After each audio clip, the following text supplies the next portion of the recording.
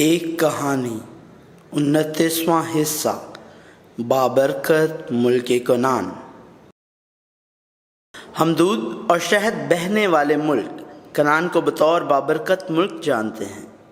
در حقیقت کنعان کے ملک کو کثرت کی سرزمین کے طور پر جانا جاتا ہے، اور اس میں کوئی کمی، فکر، اضطراب اور تشویش نہیں ہے۔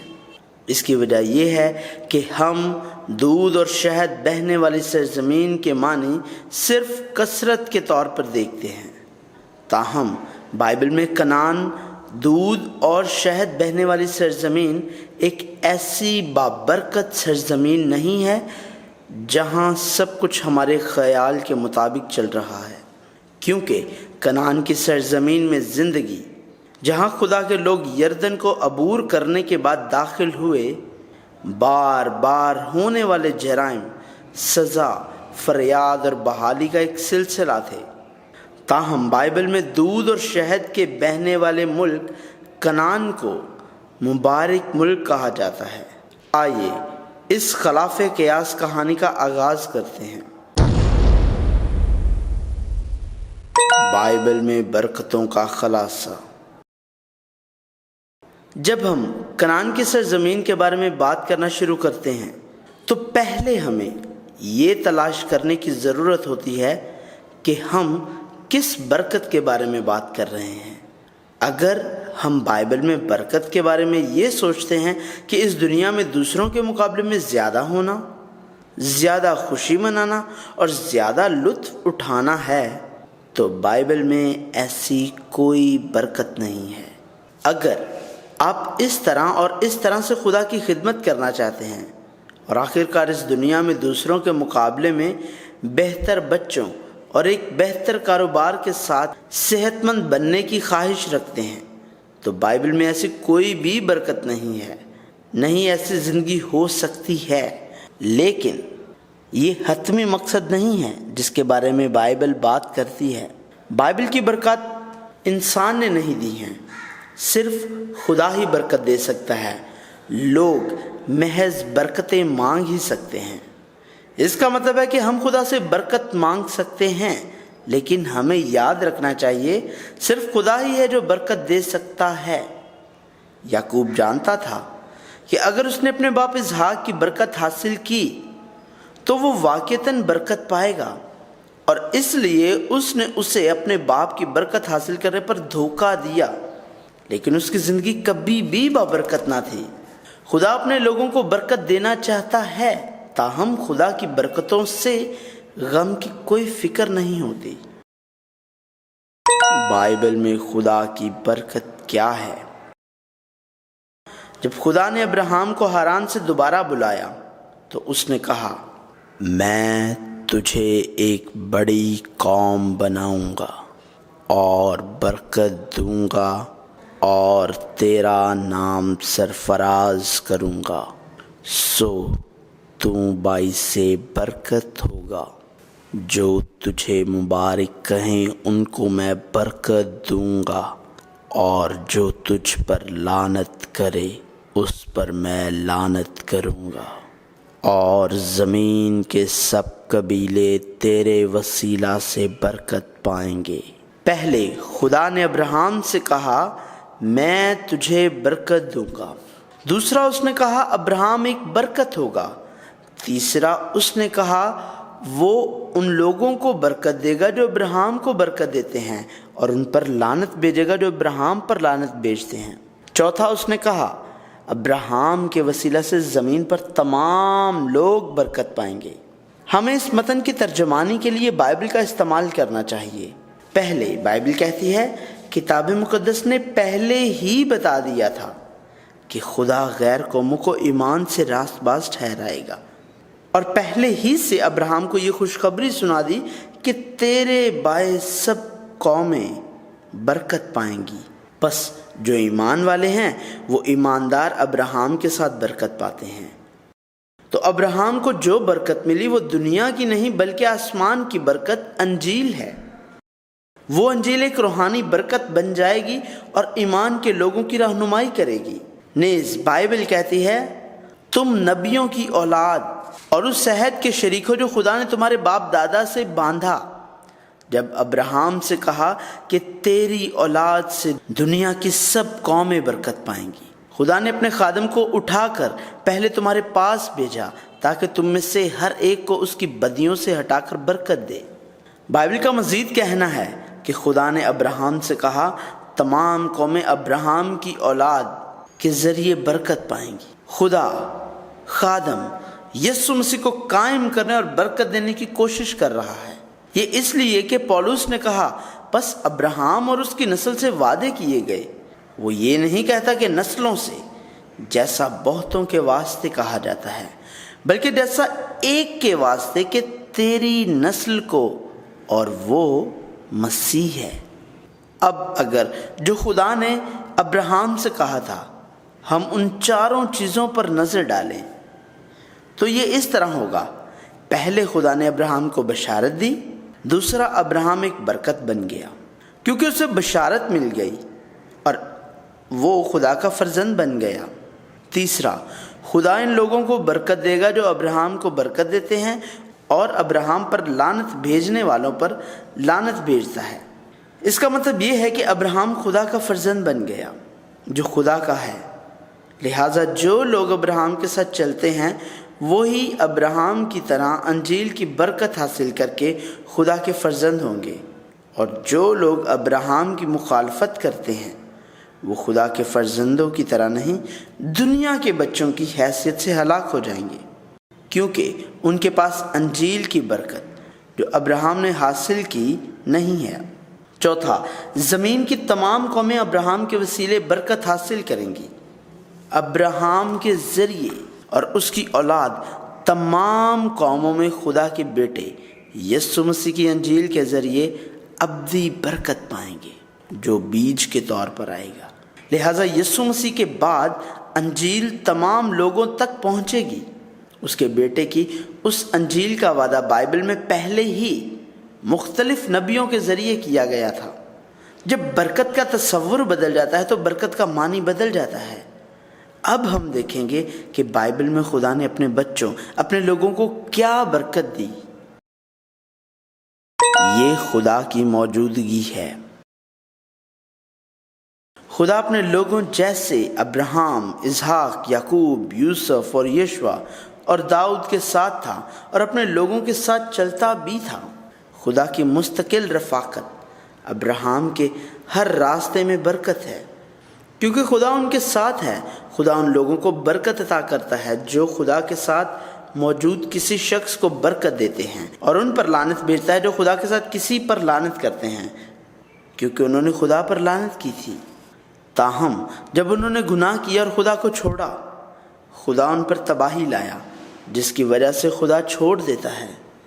لہٰذا خدا کی موجودگی سے لطف اٹھانے کے لیے خدا کے ساتھ رشتہ کامل ہونا چاہیے اور خدا کے ساتھ تعلقات کو بحال ہونا چاہیے۔ تاہم خدا کے ساتھ تعلقات کی بحالی کا واحد راستہ انجیل کے ذریعے یسوع مسیح کے وسیلے سے ہے۔ یہی وجہ ہے کہ یسوع مسیح کے وسیلے سے خدا بطور ایمانویل آیا، جو حقیقی برکت اور انجیل ہے۔ اس طرح خدا کے ساتھ تعلقات بحال ہوں گے، اور جو لوگ خدا کے ساتھ چلیں گے ان کے پڑوسیوں کے ساتھ تعلقات بحال ہوں گے۔ مبارک شخص۔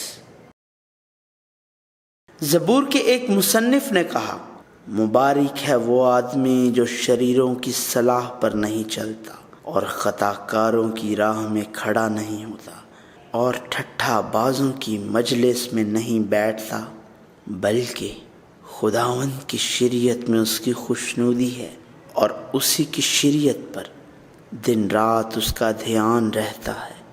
وہ اس درخت کی مانند ہوگا جو پانی کی ندیوں کے پاس لگایا گیا ہے، جو اپنے وقت پر پھلتا ہے اور جس کا پتا بھی نہیں مرجھاتا، سو جو کچھ وہ کرے بارور ہوگا۔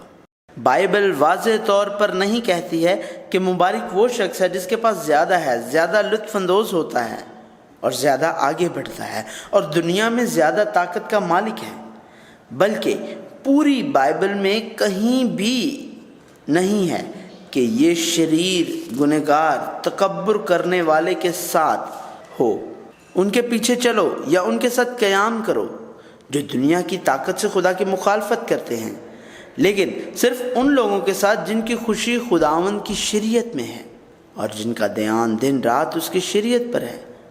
اس کی وجہ یہ ہے کہ وہ جانتے ہیں کہ خدا کے ساتھ چلنا اور خدا کے ساتھ رشتہ سب سے بڑی برکات ہے۔ ایسا شخص اس درخت کی مانند ہوگا جو پانی کی ندیوں کے پاس لگایا گیا ہے، جو اپنے وقت پر پھلتا ہے اور جس کا پتا بھی نہیں مرجھاتا، سو جو کچھ وہ کرے بارور ہوگا۔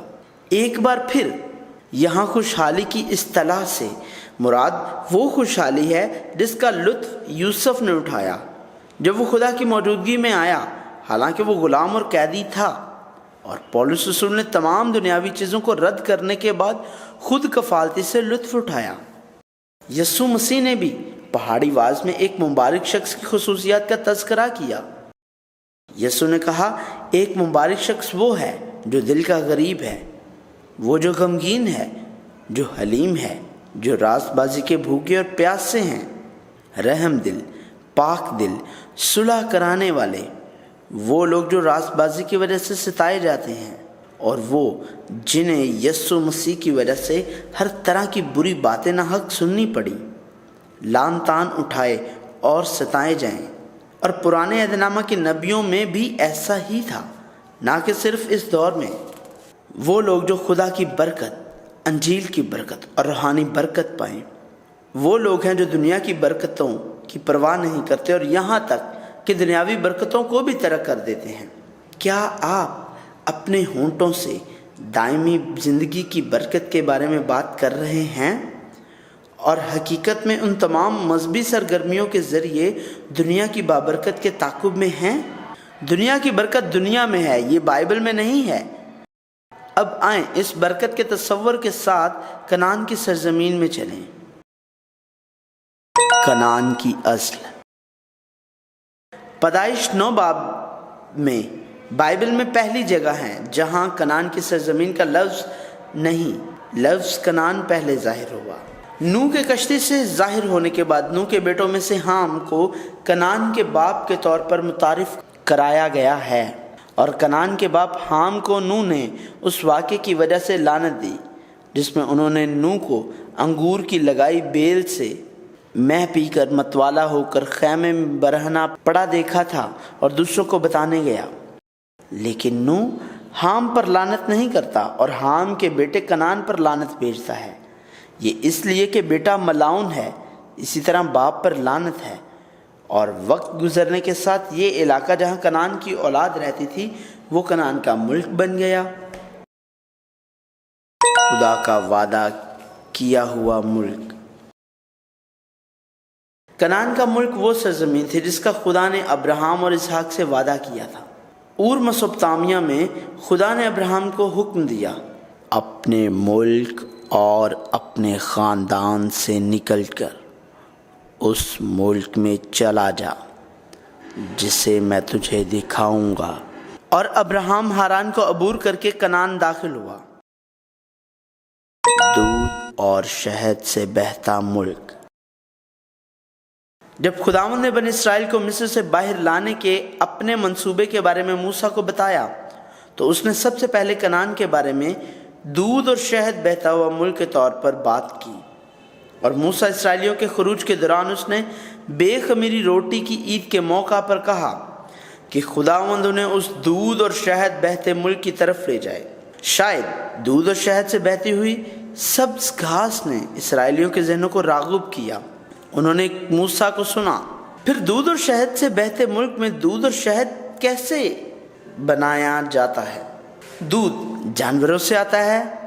اس وقت جانوروں کا دودھ کھانے کو بچانے والے کھانے کی طرح تھا، لیکن بہت زیادہ دودھ بنانے کے لیے جانور کو بہت گھاس کھانی چاہیے۔ گھاس اگنے کے لیے پانی کی ضرورت ہے، اور جب بھی بارش ہوتی ہے تو کنعان کا ملک اسے درختوں اور گھاس کو فراہم کرنے کے لیے پانی جذب کر لیتا ہے۔ تاہم بارش کے بغیر وہ گھاس نہیں اگ سکتی، اور اگر گھاس کافی نہیں ہے تو حیوان چکنائی حاصل نہیں کرے گا اور کافی دودھ نہیں بنا سکے گا۔ آخر کار دودھ بہنے والی زمین بننے کے لیے پانی کی ضرورت ہے۔ شہد کا بھی یہی حال ہے۔ شہد کی مکھیوں کو بہت زیادہ شہد بنانے کے لیے وہاں کثرت سے پھول ہونے چاہیے، اور پھولوں کی کثرت سے بڑھنے کے لیے پانی اور اچھی بارش ضروری ہے۔ لہٰذا کنعان کی سرزمین میں انہیں اپنی زندگی پانی، بارش کے حوالہ کرنی ہے۔ دوسرے لفظوں میں اگر وہاں کافی پانی موجود تھا تو یہ لفظی طور پر ایک دودھ اور شہد بہتی سرزمین بن گئی، لیکن کنعان کی سرزمین میسوپوٹامیہ کی طرح زرخیز زمین کبھی نہ تھی، جہاں سے ابراہیم آیا تھا، جس میں 2 دریا تھے، نہ ہی دریائے نیل پر مشتمل کثرت کی سرزمین مصر کی طرح۔ کنعان ایک ایسی سرزمین تھی جس میں دریائے یردن کے سوا کوئی دریا نہیں تھا جو نچلے خطے میں بہتا تھا، اور ایسی جگہ تھی جہاں ہمیشہ پانی کی کمی ہوتی تھی اور بعض اوقات قحط پڑتا تھا۔ ہم جانتے اور مانتے ہیں کہ خدا نے آسمان اور زمین کو پیدا کیا اور خدا نے کنعان کی سرزمین کو بنایا۔ ہم جانتے ہیں کہ کنعان کی سرزمین ایک ایسی سرزمین تھی جس میں دودھ اور شہد کے ساتھ گھاس لہرا رہی تھی، یہاں تک کہ خدا نے ابراہیم کو بلایا، اور یہ کہ زمین 400 سالوں میں تبدیل نہیں ہوئی۔ کنعان کی سرزمین ویسی ہی تھی یہاں تک کہ جب خدا نے آسمان اور زمین کو پیدا کیا، جب اس نے ابراہیم کے ساتھ ملک کا وعدہ کیا تھا، اور جب اس نے موسیٰ سے کہا تھا کہ وہ اس کو اس سرزمین پر لے جائے گا۔ کنعان کا جغرافیائی محل وقوع۔ کنعان کا ملک جہاں اسرائیلی داخل ہوئے مسدود ہو گیا۔ بحر روم مغرب میں تھا، اور آج جب بحری جہاز کی ٹیکنالوجی کی ترقی ہوئی ہے تو بحر روم کے بہت سے فوائد ہیں، لیکن اس کے پیچھے بحری جہاز کی ٹیکنالوجی تیار ہونے سے پہلے بحر روم میں خوف کا ایک بیکار عنصر تھا، اور شمال میں بڑی طاقتیں ارام اور اسور تھیں، اور اوپر سے مشرق تک امون اور مواب اور ادوم دیوار کی طرح کھڑے تھے۔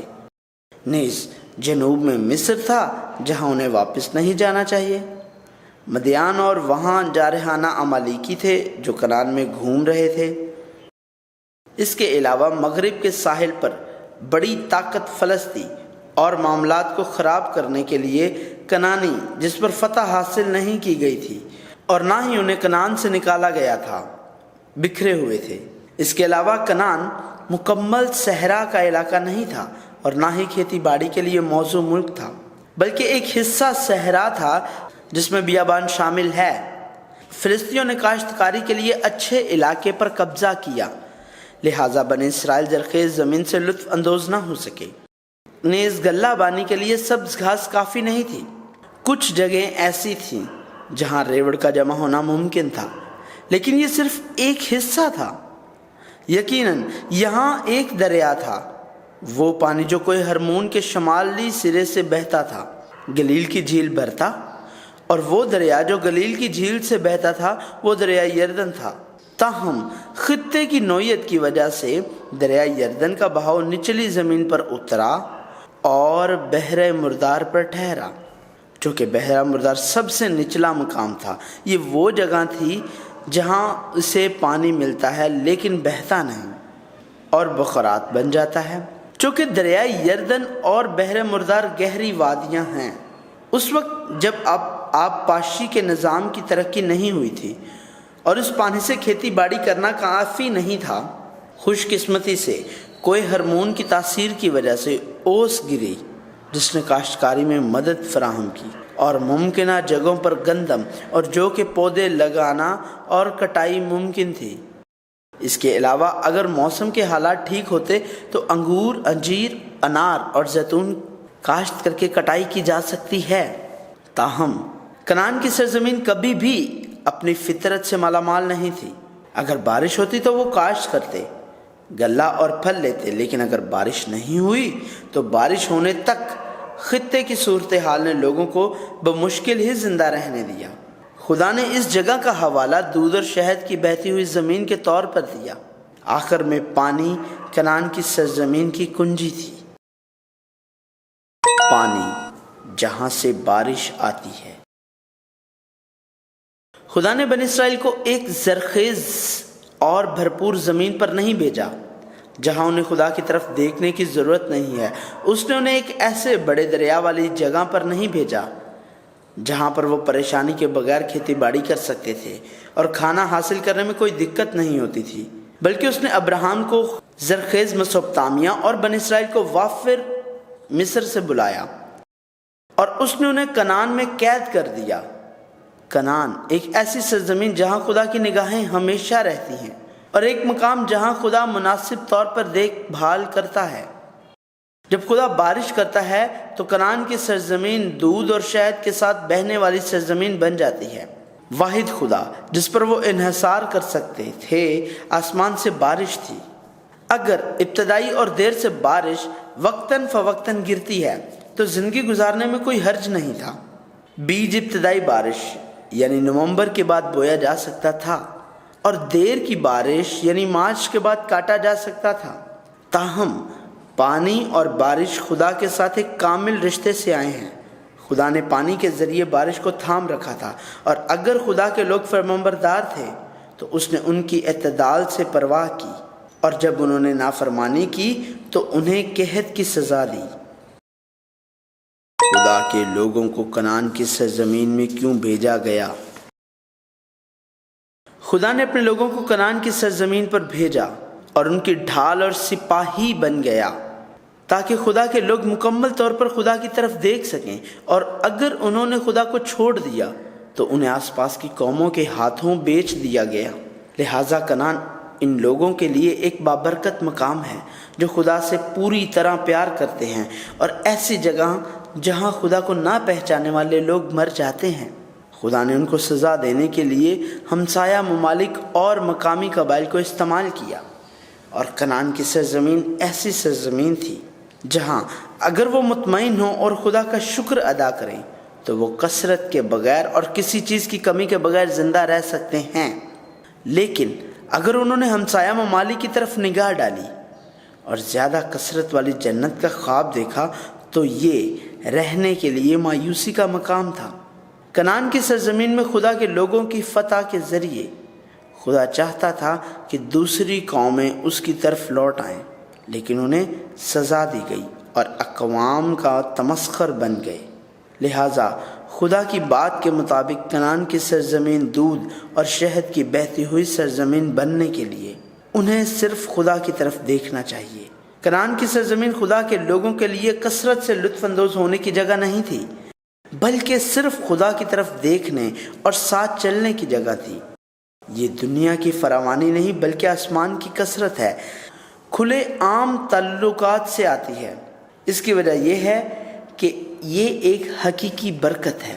اگر آپ کنعان کی سرزمین میں جانا چاہتے ہیں جس کے بارے میں بائبل بات کرتی ہے، اور کنعان کی سرزمین سے لطف اندوز ہونا چاہتے ہیں جس کے بارے میں بائبل بات کرتی ہے، آپ کو خدا کے کلام کی تعمیل کرنا ہوگی اور ایسا تعلق رکھنا چاہیے جہاں خدا سے شرمندہ نہ ہوں۔ ہمیں خدا سے لطف اندوز ہونا چاہیے اور خدا کے ساتھ چلنا چاہیے، تب وہ ہمیں سلامتی کی طرف لے جائے گا جو دنیا نہیں دے سکتی۔ کنعان کی سرزمین جیسا بائبل بیان کرتی ہے یسوع مسیح کا شاگرد بننے کا راستہ ہے جسے تنگ راہ پر چلنا ہے، اور مسیحی بننے کا طریقہ جیسا کہ بائبل میں کہا گیا ہے۔ یہ وہ جگہ ہے جہاں ہم خود سے انکار کرتے ہیں، ہر روز صلیب اٹھاتے ہیں اور ہر لمحہ اعتراف کرتے ہیں کہ ہم خدا کے فضل کے بغیر نہیں جی سکتے۔